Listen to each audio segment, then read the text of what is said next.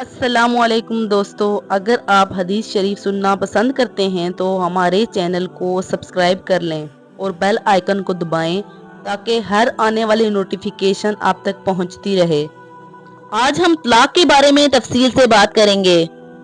طلاق کا عربی لفظ طلاق ہے، جس کا مطلب گرہ کو آزاد کرنا یا ختم کرنا۔ فقہا کی اصطلاح میں طلاق سے مراد نکاح کی تحلیل یا بعض الفاظ کے اعلان سے اس کی قانونی حیثیت کو منسوخ کرنا ہے۔ طلاق کی اقسام۔ طلاق کی 3 قسمیں ہیں: احسن یا سب سے زیادہ قابل تعریف، حسن یا قابل تعریف اور بدعت یا فاسد۔ طلاق احسن یا قابل تعریف طلاق وہ ہے جہاں شوہر اپنی بیوی کو طہر یعنی پاکیزگی کے دوران جب عورت حیض سے گزر رہی نہ ہو کے اندر اس سے ہم بستری نہ کی ہو، ایک اعلان کر کے اپنی بیوی کو رد کر دے، اسے اپنی عدت کے لیے چھوڑ دیا گیا ہے۔ طلاق حسن یا قابل ستائش طلاق وہ ہے جہاں شوہر اپنی بیوی کو 3 طہر میں طلاق کے 3 جملے دے کر رد کرتا ہے۔ طلاق بدعت یا فاسد طلاق وہ ہے جہاں ایک شوہر اپنی بیوی کو ایک ساتھ 3 طلاق دے کر رد کرتا ہے۔ جمہور فقہا کے نزدیک طلاق اچھی ہے، لیکن یہ شریعت کی روح کے خلاف ہے اور اس لیے طلاق میں اس طریقہ پر عمل کرنے والا اسلامی قانون کی نظر میں مجرم ہے۔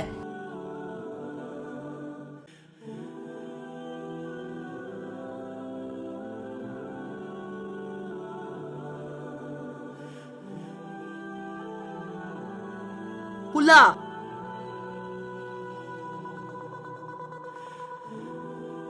طلاق کے مطالبہ میں عورت کے حق کو خلا کہتے ہیں، جس کے معنی ہیں کسی چیز کو اتار دینا یا دلہن کے تحفے کی پوری رقم۔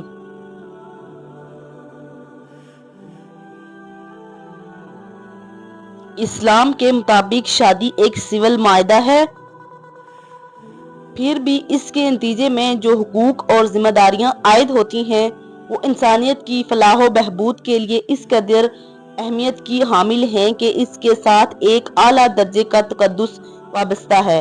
ایسی صورتیں جب ازدواجی تعلقات اس حد تک زہر آلود ہو جائیں جو پرامن گھریلو زندگی کو ناممکن بنا دیتا ہے، لیکن اسلام فضول اور گھٹیا بنیادوں پر طلاق کے لامحدود مواقع پر یقین نہیں رکھتا، کیونکہ طلاق کی سہولیات میں کوئی بھی غیر ضروری اضافہ خاندانی زندگی کے استحکام کو تباہ کر دے گا۔ لہٰذا حقیقی بنیادوں پر بھی طلاق کی اجازت دیتے ہوئے اسلام نے دستیاب سہولیات کے استعمال کو محدود کرنے کے لیے بنائے گئے چیک متعارف کروانے میں بہت احتیاط کی ہے۔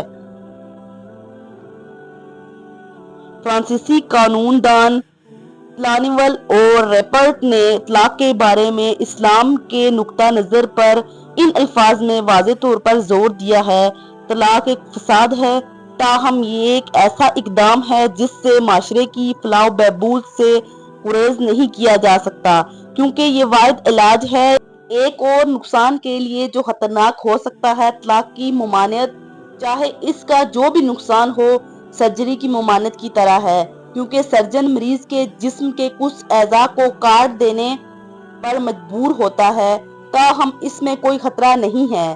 طلاق کے لیے قانون سازی میں اسلام کے قائم کردہ رواج کے مطابق چونکہ طلاق نہیں ہے جو ازدواجی زندگی کو خراب کرتی ہے اور اس کے مقدس رشتے کو تحلیل کرتی ہے، بلکہ وہ غلط فہمی ہے جو شادی شدہ جوڑے کے درمیان پیدا ہوتی ہے اور اس کی مضبوطی میں رکاوٹ ہے۔ شادی کے ذریعے اتحاد اور اسے منہدم کر دیا صرف طلاق کی شوہر اور بیوی کے درمیان پیدا ہونے والی نفرت کو ختم کر دیتی ہے، اس سے پہلے کہ وہ بڑے اور معاشرے کے لیے ایک ناقابل برداشت فساد بن جائے۔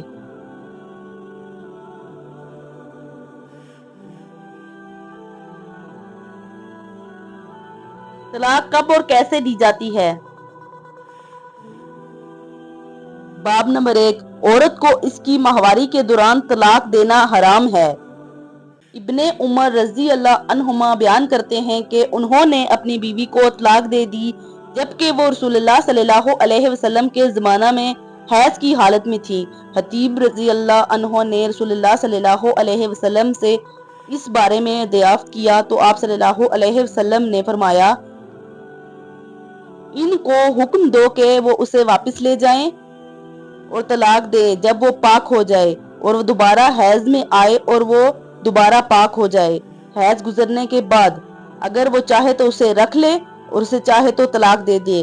آخر میں اس کو چھونے سے پہلے بغیر اس کے ساتھ جمع کیے، کیونکہ یہ عدت کی مدت ہے جس کا حکم اللہ تعالیٰ نے عورتوں کی طلاق کے لیے دیا ہے۔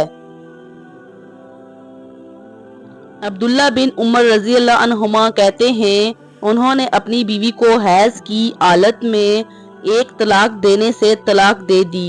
رسول اللہ صلی اللہ علیہ وسلم نے انہیں حکم دیا کہ وہ اسے واپس لے لے اور اسے پاک ہونے تک اپنے پاس رکھے۔ پھر اسے دوسری مرتبہ اس کے گھر میں حیض آیا اور اسے اس وقت تک انتظار کرنا چاہیے جب تک کہ وہ اس حیض کی حالت سے پاک نہ ہو جائے، اور پھر اگر وہ اسے طلاق دینے کا فیصلہ کرے تو جب وہ اس سے ہمبستری کرنے سے پہلے پاک ہو جائے تو اسے طلاق دینا چاہیے، کیونکہ یہ وہ عدت تھی جس کا اللہ نے عورتوں کو طلاق دینے کا حکم دیا تھا۔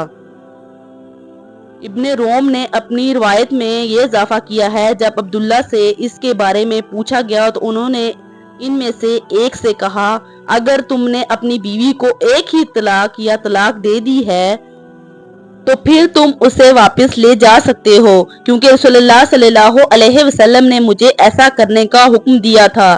لیکن اگر تم نے اسے 3 طلاقیں دے دی ہیں تو وہ تم پر حرام ہے، یہاں تک کہ وہ دوسرے شوہر سے نکاح کر لے، اور تم نے اپنی بیوی کو طلاق کے معاملے میں اللہ کی نافرمانی کی جس کا اس نے تمہیں حکم دیا تھا۔ جیسا کہ پہلے بیان کیا جا چکا ہے، میاں بیوی کے ازدواجی تعلقات کو آئندہ زندگی میں توڑنے کا نام طلاق ہے، کیونکہ طلاق کا مطلب کھولنا اور توڑنا ہے۔ لہٰذا نکاح کی پابندی سے میاں بیوی میں جو تعلقات پیدا ہوتا ہے اسے ختم کرنا طلاق ہے۔ اگر میاں بیوی میں خدا نخواستہ ایسے حالات پیدا ہو جائیں جن سے نباہ مشکل ہو جائے تو اس صورت میں عورت سے علیحدگی کا احسن طریقہ طلاق ہی ہے۔ اسلام نے طلاق کو اچھا فعل قرار نہیں دیا بلکہ بہت برا فعل قرار دیا ہے۔ اللہ تعالیٰ نے اس کے بارے میں ارشاد فرمایا ہے،